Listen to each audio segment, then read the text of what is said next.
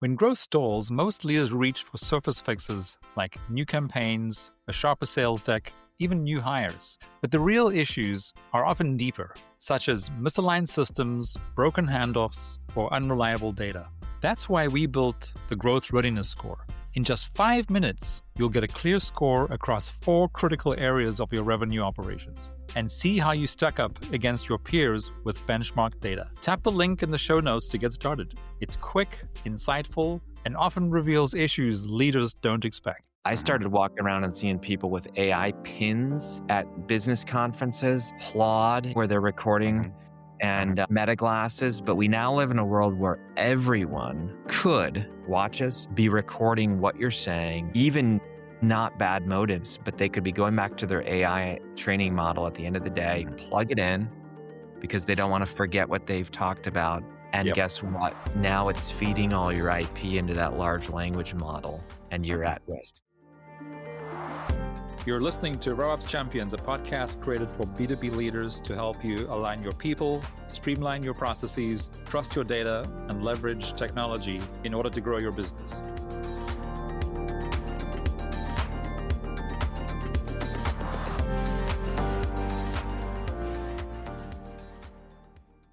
Welcome back. Today, I'm joined by Kary Oberbrunner, founder of Instant IP, entrepreneur, futurist, and Wall Street Journal and USA Today bestselling author of 14 books. As CEO of Igniting Souls and creator of Instant IP, Kary helps entrepreneurs, creators, and business leaders protect, position, and monetize their intellectual property in the age of AI. His work focuses on helping organizations turn ideas into scalable business assets through publishing, branding, systems thinking, and blockchain-powered IP protection. Kary's a speaker and advisor on leadership, entrepreneurship, AI, blockchain, and innovation, and his work is featured in Entrepreneur Magazine, Forbes, CBS, Fox, Yahoo, and other major media outlets. Kary, welcome to the RevOps Champions podcast. It's great to be here, my friend. So, Kary, you often say, and you've actually written a book on this topic, which is every company is an IP company. We, of course, working in the franchise space, IP is built into franchising because that's really where so much value in franchising comes from. But let's just talk more generally. What shifts when leaders start thinking that their company is an IP company? It's interesting. You mentioned the book. I have it right here, of course, but it is called You Are an IP Company. Yeah. And I co-wrote it with my IP lawyer, Katie. And, she's the IP professional. I'm the IP practitioner. But I'll tell you why we titled it the way we did. It's supposed to interrupt people's identity. It's supposed to be a little controversial because you might have that book hit an HVAC company and they say, no, we're not an IP company. We're an HVAC company. Or we're not a IP company. We're a coaching. We sell smoothies. Like, we want it to be a little bit disruptive because the problem is that if you don't take your IP seriously, people won't take you seriously. And I do teach entrepreneurship also at the university level, and we talk about differentiation. Mm-hmm. So if somebody doesn't think, oh, I'm not an IP company, I just install furnaces. Okay, that's why you are a commodity. That's why you're replaceable. With that type of mindset, you've just said, we're not different than anybody else. But here's the cool thing, Brendon. As I sit down with the furnace company, as I sit down with the HVAC company, the smoothie company, I start drawing out of them, let's talk about your menu. Let's talk about the names of your smoothie. Let's talk about your pricing. Let's talk about your loyalty program, your processes, your systems. You mentioned franchise, even the speedy service system, McDonald's, they were able to license that as IP. And you might say, they're just a burger joint. What are you talking about? No, they actually created an IP system that's very valuable. So it's not that people don't have IP, it's that they don't realize they have IP. Yeah. Yeah. No, I went through that same process mentally. When I read the book and when I've heard you speak, when you start to, and you in one of the keynotes that you did, you kind of took us through this process of identifying where you most likely have IP. And I could see, I was in a room with maybe, 150 people, and everyone was going, like, just making notes of all their IP, which they hadn't really thought about before, which is, I can recommend anyone to go through that process. And I think starting with your book is a really good place to start. And we've created free tools too at instantip.today. It's called the IP Toolbox. You just scroll down and you hit Find My IP. If anybody pops in their URL and their about section from their website, 60 seconds later, it will literally say, here's all the IP that we think you have. Here's the white space that you could develop. And here's the at risk that other AI scraping your website can probably protect and lock you out of your own ideas. And Brendon, that's really why I'm passionate about this, because that is most of the time I meet generous people. We hang out in Strategic Coach, a lot of amazing people. The problem, though, is a lot of these people think, I don't care if my competitor steals from me. That's fine. I know they're going to do it anyway. I hear that all the time. And what we're seeing now, I could give you examples in the fireplace industry. I could give you examples with musicians. If you don't protect your IP, it's almost like a house. Your IP is a house. And if you leave the front door open, people can easily come up to your house, and there's this squatting rule, right? Where they can take over your house and kick you out of your own house and lock you out. And we've seen this happen where if you don't take your IP seriously and lock it, protect it through, I'm sure we'll get into that today. You can do traditional patents, copyrights, trademarks, or you can do instant IP, which is a smart contract. It reduces the time that it takes. It reduces the cost. But just by putting that fence around your house, it prevents theft. People say, you know what? This person, they put a fence around their house. They have a guard dog. They have a Ring camera. They have a security camera. I'm not gonna infringe. And that's what you want. You don't want to take people to court. You want people to respect your boundary. Yeah, and I know I've heard a lot of people, again, when you're on the stage and people sitting around me and or maybe even in a smaller conversation where they're like, oh, I don't care if people steal my ideas because I have an abundant mindset and all that kind of stuff. And then you only have to ask one or two questions and they very quickly change how they were thinking. So maybe let's go there, because I know you've heard this 1,000 times when people go, oh, but I don't really care if people, use my proprietary technology that I've built my entire business on, because, if more people benefit from it, then that makes me happy. Yeah. Yeah. How do you respond to that? I respond to that. You know what? Let me see your car keys. Let me see your credit cards. Great. Let me just take your physical property, and I'm sure you don't care either. The problem is, Brendon, that we have this thing in our brain that says if it's invisible and intangible, therefore it's not valuable. And that is the biggest business mistake you could ever make, because if you look at the S&P 500, and I encourage people to do a little research, the S&P 500, the 500 most valuable brands on the planet, in 1975, out of those assets, only 17 were intangible. So this would have been back, when my dad was at his prime. The things that were most valuable were land, inventory, physical equipment. And again, that was the S&P 500. You now have the internet that started to come in. And in 2020 to 2026, we flipped 90%. So 90% of the S&P 500, that means that this iPhone right now, 10% is the parts and pieces. The other 90% are in the patents, the trademark, the copyright, the branding, the logo. That's the value. And it's quite shocking that we've shifted in some ways, but we've moved from the information age to the digital age. And so digital assets can move extremely fast. And this is why, if people don't think, again, this is valuable, look at deepfakes. Why are deepfakes? Why do they exist? Because the person's NIL, name, image, and likeness, has value. And if we can confuse consumers about the identity of someone, that has value. So, I get that the person wants to be generous, but if you ask for their car keys and then drive off, they're going to care. They should care 10 times more. And let me just give you an example. Our company's called Instant IP. We went, and people could Google this. I'm not allowed to say the name that I previously had because of a potential lawsuit.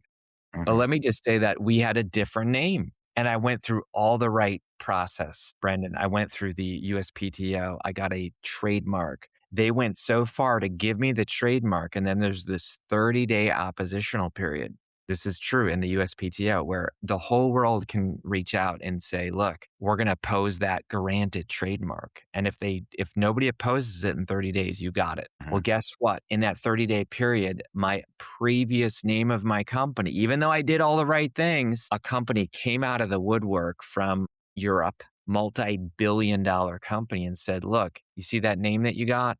That's on all your shirts, on all your website, on all your brochures, on all your slide decks, on your YouTube. Guess what? You're gonna pay us royalties for the rest of your life, or we're gonna sue you, or you can rebrand." Mhm. And I said, "Oh my gosh, I don't wanna rebrand, but that's what I'm doing. That's what I have to do." Yeah. And estimates are that cost me around $20,000. And that's not even the brand confusion. And you were in some of those rooms where people said, "Wait, hold on, Instant IP, I thought your name was blah, blah, blah." And Mhm. so the longer you exist, the more brand value that you now have to change too. So I would say if people don't think it's a big deal, fine, have somebody file your business name in your state, block you, Mhm. or, block you with a trademark or a patent, and suddenly you're starting to realize, "You know what? I'm no longer free." And I Right. know that we all love the 4 freedoms that strategic coach talks about, and so if you don't feel free, that really starts messing with your confidence. Yeah. But I think, what one of the important messages there for folks to take away, was like that your example of, why do deep fakes exist? And they wouldn't exist if what they were trying to fake was not Yeah, valuable, right? exactly. And I Exactly. noticed, for example, when I was checking out your sort of latest LinkedIn profile, that I mean, you've even trademarked or protected your name, My name. and you're a very unique name. I do. But but the point is, someone I can do. try and fake you, Exactly. fake being you, and so Exactly. you've protected it. I did protect it. I thought, you know what, if I really believe in this IP stuff, I'm gonna, like, look at my whole business, and so I actually created my own IP holding company. This is a Mhm. very important strategy if you really wanna take your IP to the next level. There's some tax advantages. There's also Mhm. some legal shielding as well. So let's say I get in a car accident, right, Brendan? You get in a car accident, somebody Googles your name, and they're like, Kary owns a business, Brendon owns a business, and you know what? Let's go after him, right? I mean, this happens all the time to celebrities. And Mhm. again, I tell people that you don't protect your IP when you're big. You become big by protecting your IP. So what you can do is you can shield your IP in an IP holding company. It's got great tax incentives too, where you can license back the IP to your operating company. And Mhm. so again, makes a lot of sense legally, tax wise. But yeah, I would just tell you that even the smallest things. I know of a young lady who went to Nike and said, "Nike, you know what? I've developed a bra with a pouch in it, a zipper thing, something like that, and people can Google this story." And guess what? Nike said, "Oh, we're not interested." Sure enough, a couple years later, developed her exact technology. And, luckily she had done the right thing to archive the IP audit trail where she could go back and say, "Look, you guys stole that idea from me." And Nike had to pay her a settlement. So again, Mhm. the David and Goliath stories are out there, but why is Matthew McConaughey just protected himself from AI? Why did Taylor Swift do the same thing? It's because they're just at the point. They're a few steps ahead of us, but you're going to Mhm. start seeing this happen where a lot more people are going to start taking this seriously because AI is a great tool. AI has opened the door for many amazing things, but AI will steal from you. Mhm. Brandon, were you at an event? I think you might have been there. I Mhm. started walking around and seeing people with AI pins at business conferences, Claude, where they're recording, Mhm. Mhm. and Meta glasses. But we now live in a world where everyone could watch us, be recording what you're saying, even not bad motives, but they could be going back to their AI training model at the end of the day, Mhm. plug it in, because they don't wanna forget what they've talked about, and Yep. guess what? Now it's feeding all your IP into that large language model, and you're Mhm. at risk. Yeah. Yeah. No, I think I mean, I think what I like about what you're saying here is, people just need to be thinking about this very differently now because AI is essentially lighting this on fire and just making it a lot more, of an issue than it was maybe a couple of years ago. Yeah, I mean, Murphy Campbell, banjo player, guess what? Somebody fed her voice into Suno. Suno's terms and conditions are, "Hey, we own your voice if you upload." Guess Mhm. what? They put in she's an Appalachian banjo player, wrote original songs, and she actually had to go through a lot of hoops because she was deplatformed from YouTube. The person who fed her voice in said, we're also going to copyright her songs. They hadn't been.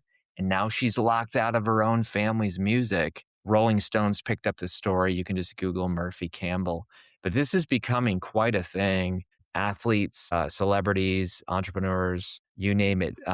It's a $1 trillion plus industry of theft Sure. around IP. Yeah.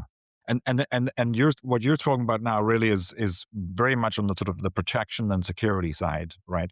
But if we sort of bring it back to, something I mentioned at the beginning, like one of the things that really excited us about getting into the franchise space was because one of the many reasons is that IP is built into the power of Absolutely. franchising, right? And I know in your book there were a few examples of franchise brands Yeah. who you've worked with. Yeah. You can And see the screen? yeah, let me see what it says here. Got 47 ways of monetizing your IP. Right. Can you see that? Yep. Yeah. Yep. Yeah. Yeah. So of course, the common ones that most people in the franchise space are familiar with, of course, are royalties. But then you have there's a bunch of others that anyone getting into franchising for the first time, and maybe There it even is. people, yeah, and people who've been in the franchise space for a long time might even not even realize all the different types of intellectual property that could be owned that they might not own. Absolutely. Which again is I don't know, maybe you can explain this better, but to me that's the more sort of the more exciting part of IP, right? Oh, Is yeah. The the offense, the money generation. Yeah. right. Yeah, so I like that. There's the defensive IP play and then there's the offensive play. Obviously, ideally everybody's doing both, right? Yeah. Yeah. Yeah. Case in point, there's a guy named Donald Miller who wrote a book called Story Brand. And so Very that one familiar. book, he turned into a keynote, he turned into AI software, he turned into certification. Now it's, hey, become a story brand guide. Mhm. Okay. So now Mhm. he's actually charging a fee to certify you and then an annual fee to renew. Working Genius, Patrick Lencioni does the same thing. You get certified on the Working Genius assessment. Mhm. Colby, we're in Strategic Coach. So like I could go through so many examples of people who certify, people who franchise, I mean CrossFit, right? So like Mhm. anybody can open a box gym, but when Mhm. you use the CrossFit name, it Mhm. comes with certain rights and privileges. And now you're not. See, what's funny, Brendon, is that a lot of times people think IP is for the creator. IP was actually created for the consumer. Mhm. I know that sounds weird, but when I go to the store and pick up a prescription drug or a over the counter drug, how do I know that Mhm. that's actually, you know, Bayer aspirin or whatever, Mhm. right? Unless there's some IP controls in place, Right. anybody could slap on that logo. And that's why pirating of goods is so difficult because they're using the good name, but Mhm. oftentimes it's an inferior product. And so Right. it's actually to help the consumer out there not be duped into Sure. thinking, I'm getting this, but I'm actually paying this. Yeah. And I think the other way, like just looking at it from a franchise IP perspective, most, franchises aren't necessarily when they're doing this, I don't know how much they think about this, but for the consumer, to your point, when you're in a different state or a different country where Yes. you recognize a franchise and you don't recognize anything else around you, chances are you're going to go to the franchise because you have trust. You've seen them before, you have trust, and you're gonna most likely going to buy it from them Yeah. versus some brand you've never heard of before. And the term's even called the brand value. It's Mhm. it's amazing, but you're absolutely right. Even down to, I know this sounds crazy, but even down to colors and smells. This is Mhm. called trade dress in the intellectual property world. So Tiffany's blue is Mhm. a real thing. And you might be like, how can they trademark a color? Right. But think about it. John Deere, for example. Somebody's filming a YouTube video and they're like, this tractor stinks. I can't believe it. It just blew up on me and it wrecked my crops. Okay, guess what? If that's green and yellow, you're going to be thinking that's John Deere, even though it's not. And so Mhm. the point is this, like brands that actually protect the color, Play-Doh has protected the smell. Isn't that crazy? So Mhm. the smell of Play-Doh has been trademarked. And once your eyes are open to IP, like you see it everywhere. I'm Yeah. just picking up stuff around me here, but this is Athletic Greens, okay? And so Mhm. like Athletic Greens, has protected their name. And They have all kinds of things here on every bottle. Right. I have prescription here, and it's like the generic is waiting. They're waiting in line for that 20-year mark patent to expire so that the morning of they're shipping the new Generic. the new Mhm. generic. And I get it. We can all be mad at like a drug that costs a lot of money, and I tend to be mad. But the point is this. If you Google how much money does it take to bring a drug to market, Mhm. it's astronomical. The amount of hoops and research and scientists and FDA and all this. So the point is this, like if there's no incentive to protect IP, you actually hurt your economy. Right.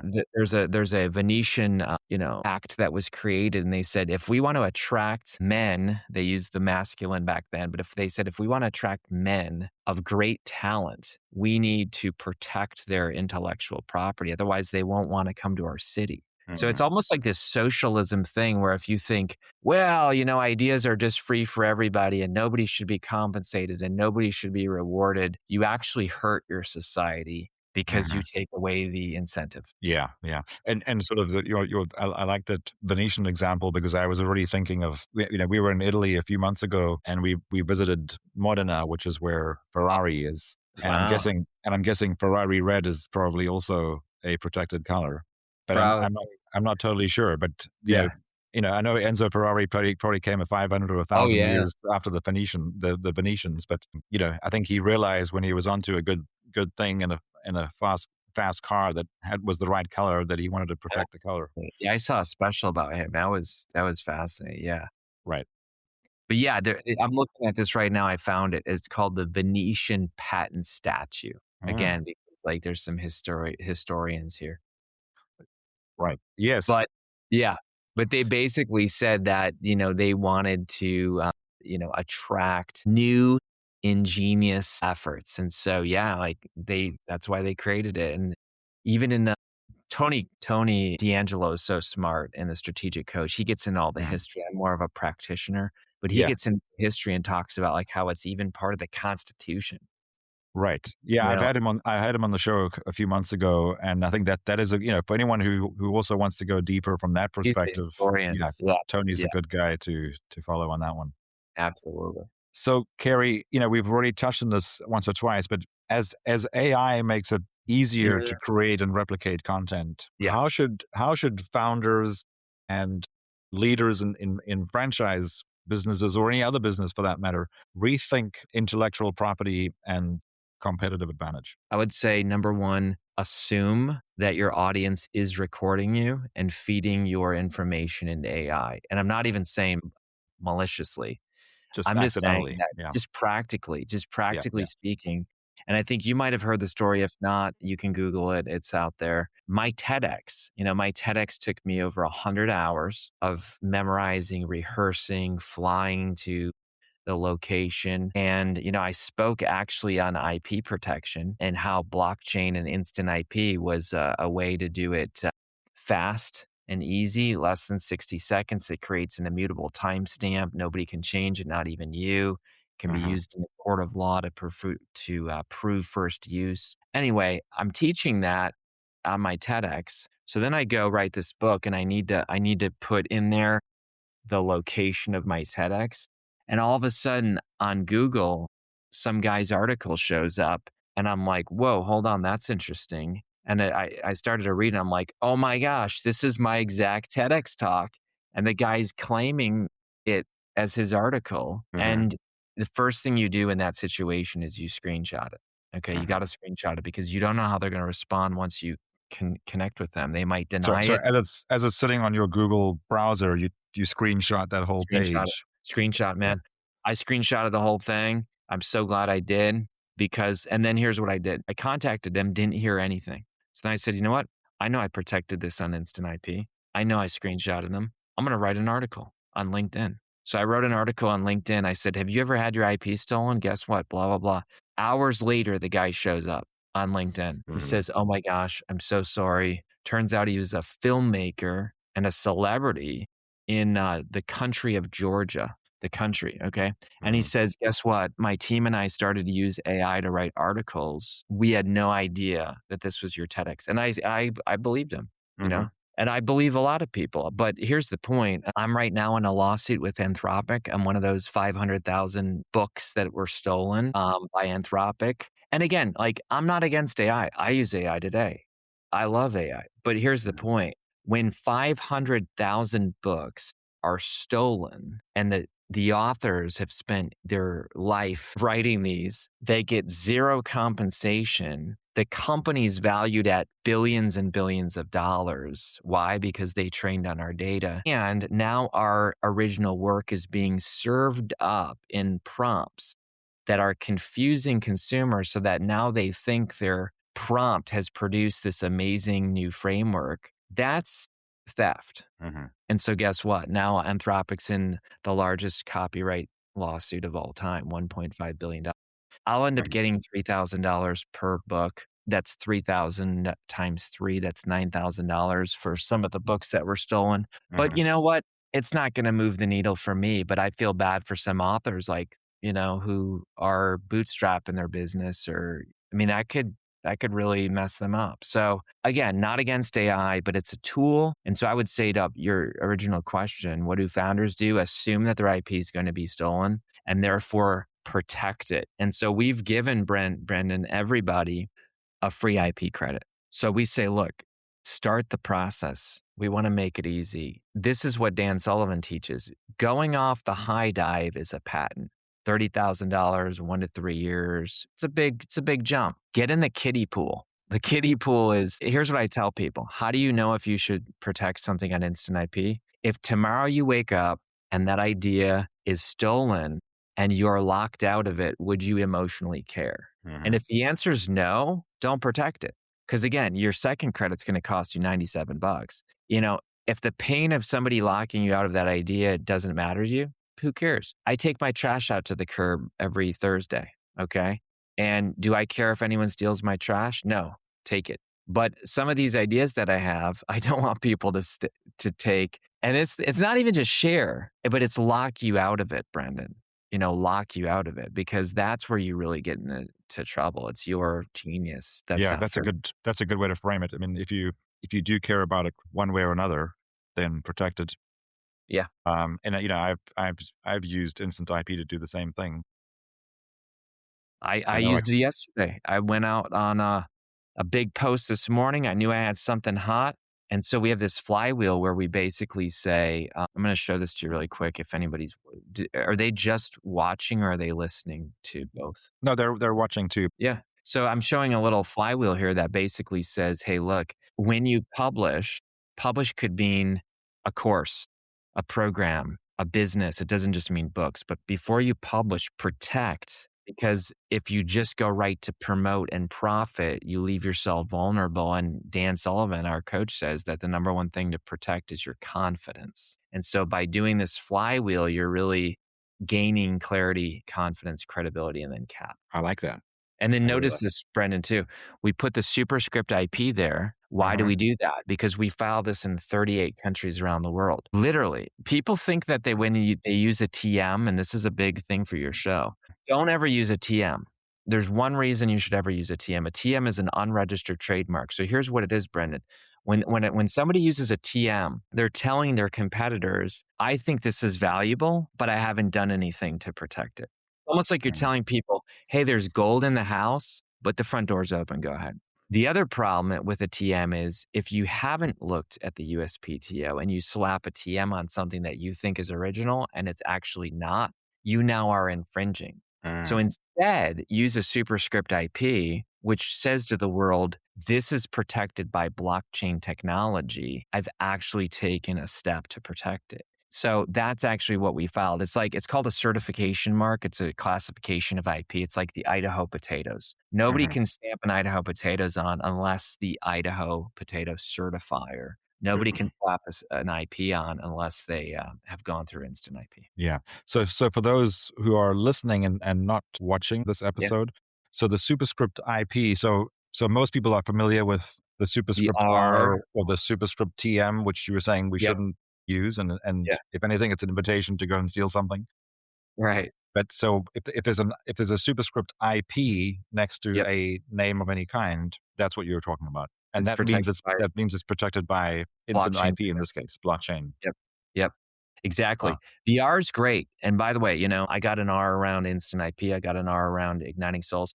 I save the R for something that's really important Mhm. because again, it's like, do you just put a deadbolt on your house or do you put a deadbolt and a ring camera? Mhm. And a guard dog and a Yeah. fence. Like if Mhm. something's very valuable, this is called IP stacking. So let's talk about Mhm. Apple for a second.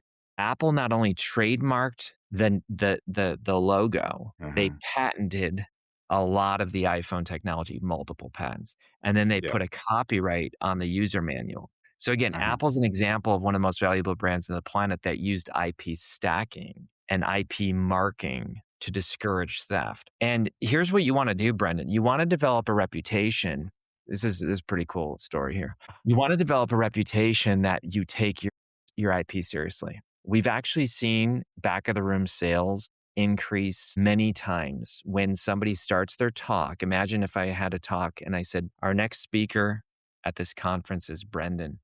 Brendon, listen, he's going to come and share his very best to us. Just know that everything he is going to share has been protected with blockchain technology through instant IP. And then we put a little thing on the screen that shows a lock. Mhm. Then when you step up on the stage, you tell me, what do you think the audience is going to do when you start your talk, knowing that I just introduced you? What do you think the audience feels and does? Yeah, no, there's definitely they know there's gonna be value in They whatever they do. hear next. Yeah. They suddenly put down they grab their pen and they say, "Oh my gosh," and they lean in and they take it seriously, and then you won't see people going click, click, click, and what it Mhm. does then at the back of the room when you say, "Hey, I hope you found this valuable, and if you'd like to work with us, scan the QR code and we'll set up a clarity call." Boom, Mhm. everyone's scanning it. Why? Because you just told everyone in the audience, you modeled the way that you take your stuff seriously.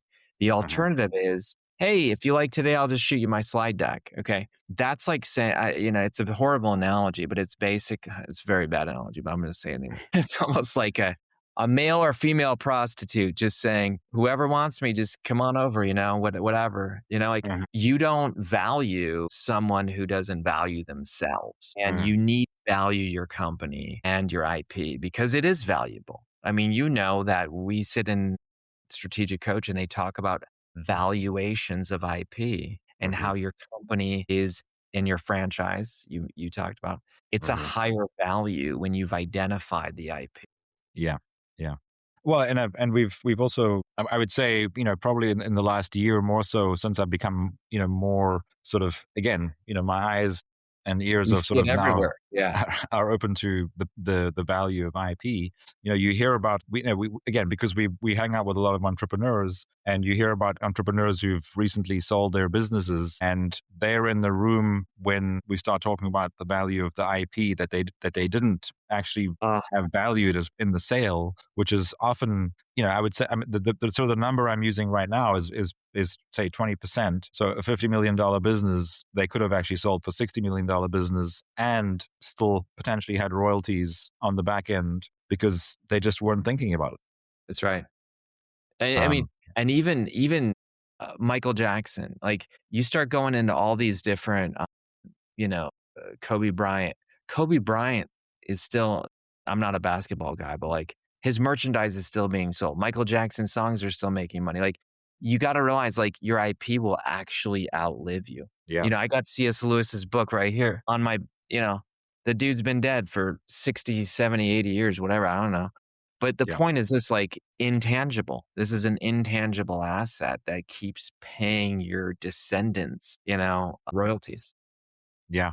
Yeah, I mean, just, I'm based in Minneapolis and, Prince, of course, was one of the great sons of this city. And when you fly in and out of MSP Airport, there's actually a Prince store, Are you where you can serious? where you can buy all, Prince's paraphernalia. And of course, it's all protected by IP, and it will continue to generate, value and wealth to the sort of descendants and whoever Oh, benefits yeah. from his estate. You gotta fact Yeah. check me on this, but I really believe I'm gonna look this up after our chat. I believe that he had to rename himself the artist formerly known as Prince because of IP. Mhm. Like, in other words, he couldn't, you know what I'm saying? Yeah. So So Yeah, Taylor yeah. Swift, what did she do? She re-recorded Taylor's version of the music because she had sold the rights. And so it's funny. People don't think IP is that cool until you start seeing it's everywhere. And once your eyes are open, you're like, this is kind of cool. Yeah, which is, I mean, I was thinking like if people don't take anything away from this conversation other than what you talked about and the value of Yeah. the S&P 500, Yeah. where 40 or 50 years ago, let's say, less than 20% of the total value of those S&P 500 companies was in their IP. Today, Oh, yeah. it's 90% of those companies. It's their IP that creates that Yeah. value. That should be enough to sort of get someone thinking. And sometimes people think, and I know we got to land the plane here soon, but I Yeah. do teach in the university. And it's funny, once they start talking about IP and entrepreneurship, Gen Z, I'm going to make a statement. Most Gen Zers think, oh, IP, that's for old people. Yeah, whatever. And I look out in the audience, I say, okay, let's just take your Owala drink, container. Okay, Uh-huh. let's look at your Adidas shoes. Okay, hold on. What about your Apple Watch? And we start unpacking, and they're like, "Oh my gosh, I'm wearing IP everywhere," So, and that's just not even on their phone, which has all kinds of apps and Mr. Beast they've subscribed to. And Uh-huh. again, like you don't see IP till you see it, and then once you see it, you realize it's everywhere. And so, I would encourage people, yeah, read the book, Uh-huh. get a free credit, Instant IP. And then we got these amazing tools on the website, instantip.today, where you can find your IP, you can name your IP, you can price your IP, and they're all free, no email opt-in, and it's really cool. Yeah. No, thanks for doing that, Gary. So as you said, we're going to sort of start landing the plane here. Fortunately, not Yeah. right away, but so scaling companies need structure, Mm, but too much structure slows innovation. yeah. How have you sort of balanced or helped others balance operational consistency with flexibility as the business grows? That's so good. So I'm a visual guy, man. I'm gonna show you this slide here, and then we'll explain it to them if they can't see it. So this Yeah. is You Are an IP Company 12 Steps. Okay. And Uh-huh. again, I co-authored with Katie Rubino on purpose. She's the one with the law degree. So Uh-huh. everything that's in this book has been pushed through a grid and a filter that says, will this hold up, in court? So Uh-huh. basically, you are an IP company. You nailed it. The first step is visualize. You first have to think, wait, hold on, I am an IP company. Wait, I have IP. Second step is organize, because Uh-huh. most of your Rembrandts are in your attic and you can't even find them. You don't even know Uh-huh. they're under this corner, they're there. So we Uh-huh. really help you understanding, like, take inventory of your past, present, and future IP. And Uh-huh. then systematize. So I have a system, like I just said. I wrote a blog post, I wrote an e-newsletter, I posted something, but before I did, guess what? I protected it last night on Instant IP. I went Uh-huh. publish, protect, then I promoted it, and already today we've gained even some sales from it. I Uh-huh. don't, I don't just go publish, promote. That's the Uh-huh. big mistake. Uh-huh. And then I normalize. You got to teach your team. And so some of the companies we work with, they've actually created the IP awards. So now Uh-huh. instead of employees hiding IP and saying, wait, I'm going to take this when I leave. Oh, wait, I'm not going to tell my boss. No, now they're saying, look, we're going to reward you once a year. And whoever's got the best IP, we're going to have the IP awards. And so Uh-huh. you even might give them a little bump, $50 or $25 or whatever, every Uh-huh. time they're doing something unique. Okay, Uh-huh. that's normalizing it, Uh-huh. specializing it. How do you want to be? You can't be everything in the world. Mr. Beast isn't everything. Taylor Swift isn't everything. So specialize how you're going to be. And then our friend Chad Jenkins named the baby, but you're really verbalizing it. You can't pick the same name. Just Do It's taken. You can't have Just Do It. You'll have a lawsuit. Uh-huh. So now you have to verbalize it something unique. Digitizes how that instant IP is a great first start. We're not saying never patent, never trademark, never copyright. It's like saying a hammer can do everything. A hammer can do certain things, a saw can do certain things, a screwdriver can do certain things. Instant Uh-huh. IP is a tool, and in its right tool, it's a ton of sense, but so is a patent. And again, if Uh-huh. people want to work with me one-on-one or whatever, I can help them understand. But then we get into monetize, something that excites you. Uh-huh. We talked about franchising as an example. Maximize, you start getting on your radar our competitors. Does Arby's and Wendy's and Burger King know McDonald's? Absolutely. They know what makes them unique. Oh, they have a fish sandwich. We better have one. Or you know what? We better create a McRib because it's different. Like they all are watching each other's IP, not Hmm. copying, but creating differentiation. And then Hmm. you get in evangelizing, which is the marketing. Globalizing is like how to go big. And like I said, we filed the superscript in 38 countries because we want to know that Hmm. nobody can use that in another country. And then optimize, of course, freedom, finances, and fulfillment. So that's really the you are an IP company in 12 steps. And again, the book takes a case study for Hmm. each different company, Magnolia, Disney, CrossFit, and takes a deep dive. Wow. Yeah. Yeah. That's going to be really good to dig into further.